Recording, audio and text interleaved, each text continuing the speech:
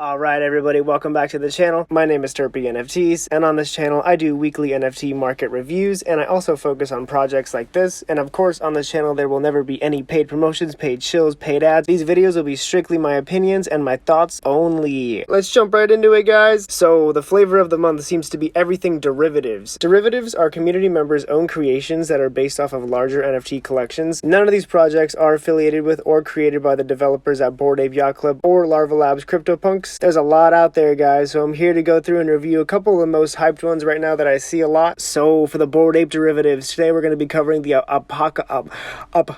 Apocalyptic Apes, man that's hard to say, the Ape Kids Club, and the Desperate Apewives. Alright, let's jump right into these Apocalyptic Apes real quick. I really like the art on these actually, wow. They released about 2 weeks ago on the 15th of December for about 0.07 ETH, and as you can see the floor is rocketed to about 0.8, and now it's hanging around 0.5 ETH, and it seems to be cooling down from a lot of hype, but the floor seems steady for now. Let's take a look at their website. They have a pretty cool roadmap. Phase 1 includes a physical canvas painting of your ape, and then they got the rarity ranks, and they're going to be doing animal wildlife donations, and they do monthly Ask Me Anything sessions with the team, which is great. I love when the team is heavily involved like this. They're also planning a mutant ape giveaway and working on buying a plot in the metaverse. It's a pretty dope project, and I'm definitely bullish on this, and I'm excited to see where it goes. Alright, up next we got the Ape Kids Club. Let's head on over to their website. They have a solid team and a solid roadmap. Holding one gives you access to their community and their upcoming roadmap projects like the Back to School channel, the Lemonade Stand, and the dance party, and other surprises in the metaverse. And the Ape Kids Club Christmas pets just released, so the owners got airdropped a pet for their ape. They also recently just joined Right Click Give, which is the largest charity fundraising event in NFT history. And they landed a new partnership with Players Only NFT, so I'm excited to see where that goes. Maybe a future game is in the works. So for the price, the apes are sitting at a cool 0.4, so they've definitely come down a little bit. I think they were at like 1 ETH a few weeks ago. I wouldn't worry, this community looks very strong. We're sitting at 5,300 unique holders with about 2,000 for sale, which are pretty good numbers. It's a new project, so people are still taking profit, but this is one to keep your eye on. Definitely a strong community, and they're definitely holding. Alright, next up we got Desperate Apewives. The Apewives are another profile picture project that doubles as a membership card to their DAO, which is what all the owners get to experience and be a part of. I like this one a lot too. Very ambitious roadmap, and their ownership rights are awesome, and that's what I think all NFTs should have. They're moving pretty steadily on their roadmap, already donating and throwing concerts for their members. They also just recently announced that they're going to be featured on a new TV show called The Red Ape Family. They are officially the first NFT collection to be broadcasted on TV, so that's awesome and absolutely huge news. I also really like how both of these ape derivatives are set up as kids and wives to the apes. I just think that's very clever, and it makes Bored Ape owners want to own one that matches their Bored Ape. So looking at the recent price action for Desperate Apewives, I really like the look of this. The project released only 2 months ago, and since then it's been bouncing around the lower side of this 1 to 2 ETH range, with 4,700 holders and about 1,800 for sale. The art is awesome, the team is solid, and I think this is definitely a good one for the long term. Alright, it's punk time, baby. Expansion punks, zunks, phunks, they're doing okay. They're definitely not doing as good as the ape derivatives, I'd say. It appears that the volume comes in waves and periods of hype. I think it's definitely correlated with the recent Cryptopunk FUD, where the Larva Labs partnered with the UTA at the beginning of December. And long story short, punk owners learned that they don't own commercial rights to their own Cryptopunks and will receive zero benefits from their deal. And with that news, the legendary punk owner 4156 just started dumping all of his punks, crashing the floor, and running basically a Dutch auction for one of the most iconic punks, Punk 4156, for 2.5 thousand ETH, the highest USD punk sale ever. Alright, the first punk collection we're looking at is the Expansion Punks. The Expansion Punks are 10,000 punks that have been expanded from the original punks collection, obviously not affiliated at all with Larva Labs. What's cool about the X Punks is their collection features a gender distribution that inverses disparities in the original Larva Labs collection. They're built upon issues regarding gender in the original punks collection, which included gender skews being disproportionately male, female punks being excluded from the desirable traits like hoodies and cowboys, the top rarest punks being all male, and they also introduced non-binary punks which have no gender. They seek to empower everyone to feel welcome. Owning an expansion punk also grants you access to the expansion DAO, which empowers the community to direct policies and DAO treasury investments, which 33% of the mint proceeds have been deposited into. On their roadmap, they talk about buying one-of-one art for long-term appreciation, the DAO payroll where owners can receive real-time streaming compensation, social good and charity donations, and the Punk Explorer. They're creating an immersive visual experience for navigating, sorting, and filtering the collection, which is super cool. It changes the way attributes attribute data can be used, revealing trends that would be otherwise invisible. This is a super cool idea. I really hope they try to make this a real thing that you can apply to other NFT projects. I'd say the X-Punks are absolutely solid. I see them all over Twitter, so everybody loves them. And it's always up there in the top volume charts on OpenSea, so yeah, this project is just getting bought up. I think there's potential in the Punks derivative market. There just has to be one who does it right. There's Phunks, which I also like. They're basically a big middle finger to Larva Labs in their recent deal that I covered earlier. There's Zunks and the Blade Runner Punks that are just randomized sequel to Punks. I don't really think there's anything special there. So as you can see, the hype for them has died down. The market can't really decide on a winner for the Punk derivatives, but I'm sure it will soon, and you gotta be ready. So that's all I have for today, everybody. Drop a comment, drop a like, drop a sub. I get extremely happy when any of those numbers go up, so if you're still here, please show some love. Follow me on Twitter for the latest NFT news at Terpy NFTs, and stay Terpy, fam.